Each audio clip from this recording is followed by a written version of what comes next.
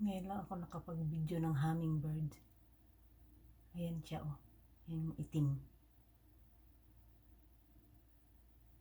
Ang cute niya pag lumipad. Sobrang liit pala niya.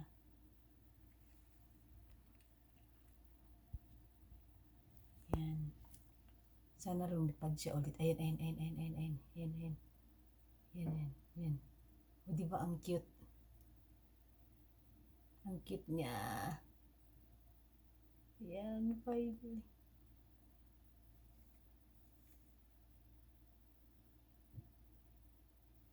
Parang gusto niyang ano dyan.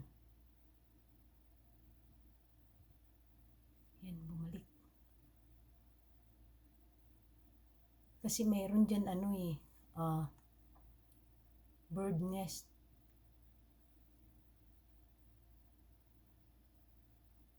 Saan na siya? Ayan, nandyan, bumabalik-balik siya.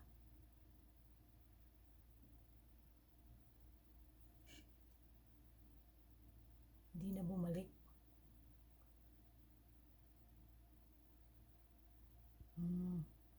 Mayroon dyan bird nest.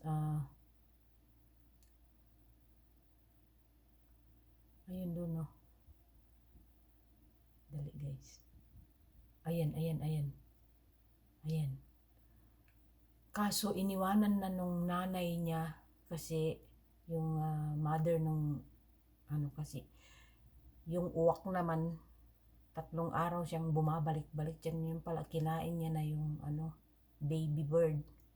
Kaya inabandon na nung nanay. Pero lagi yan pinupuntahan, guys, ng kasi hindi ko tinatanggal yung bird nest dyan.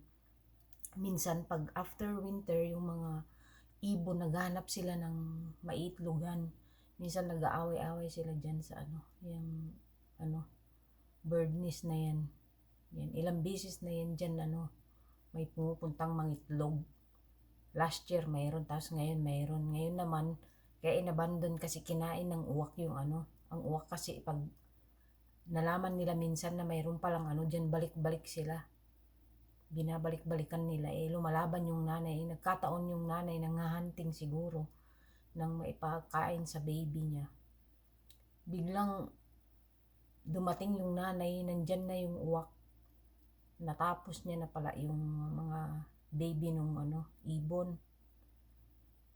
So, sinundan niya yung uwak na kumain ng baby niya. Tapos di na rin siya bumalik kasi wala na nga yung baby. Ngayon naman, ayun. Tinitignan siguro nung hummingbird yung nest dyan. Kaso ang liit pala niya. So, ayun lang, guys.